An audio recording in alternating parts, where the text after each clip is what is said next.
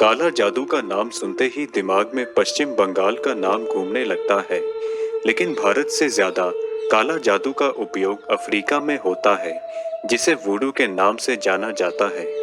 सामान्य लोगों के लिए यह विद्या आज भी एक रहस्य है। तो दोस्तों, आइए जानते हैं काले जादू से जुड़े हुए कुछ रहस्य। बहुत से लोग काला जादू को अंधविश्वास मानते हैं, लेकिन ये एक सच है जिसे कभी नकारा नहीं जा सकता।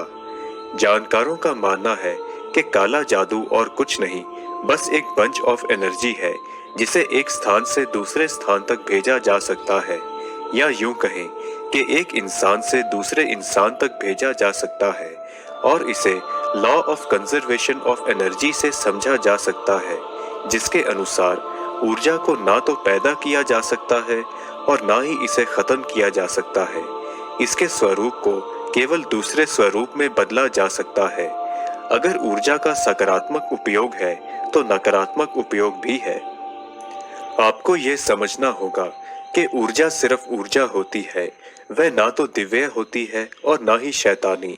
आप इसे कुछ भी बना सकते हैं, देवता या शैतान। यह बिजली की तरह होती है, जो अगर आपके घर को रोशन करती है तो वह दिव्य होती है।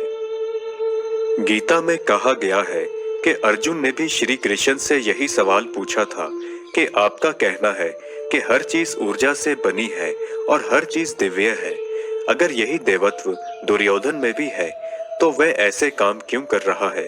श्री कृष्ण ने जवाब दिया कि ईश्वर निर्गुण है, दिव्यता निर्गुण है, उसका अपना कोई गुण नहीं।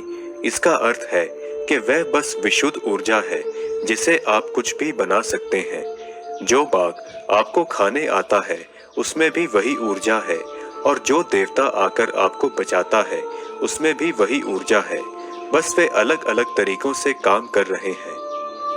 तांत्रिक विज्ञान के अनुसार काला जादू एक बहुत ही दुर्लभ प्रक्रिया है जिसे कुछ विशेष परिस्थितियों में अंजाम दिया जाता है।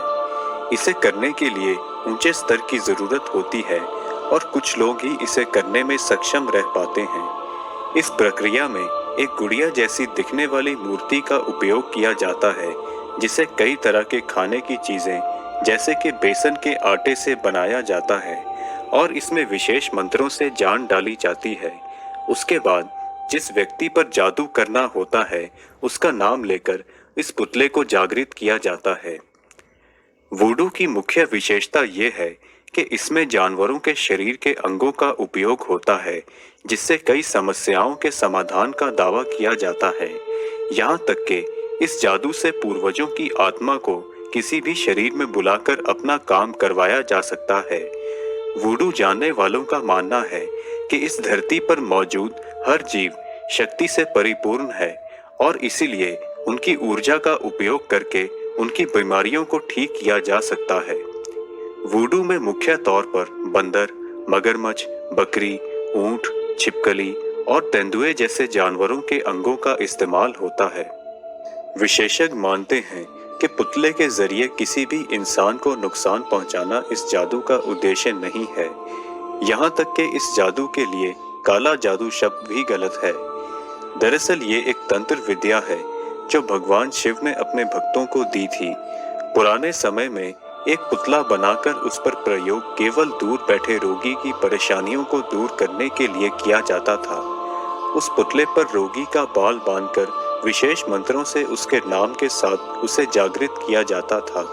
उसके बाद रोगी के शरीर के जिस भी हिस्से में समस्या होती थी, पुतले के उसी अंग पर सुई गढ़ाकर विशेषज्ञ अपनी सकारात्मक ऊर्जा को वहां तक पहुंचाता था। ऐसा करने पर कुछ समय बाद तकलीफ खत्म हो जाती थी। यही कारण है कि इसे रेकी और एक्यूप्रेशर का मिश्रण भी कहा जाता है, जिसमें अपनी अत्यात्मिक ऊर्जा की सहायता से किसी को भी जीवन दिया जा सकता है। कुछ स्वार्थी लोगों ने इस प्राचीन विद्या को समाज के सामने गलत रूप में स्थापित किया, जिस कारण इसे काला जादू नाम दिया जाने लगा।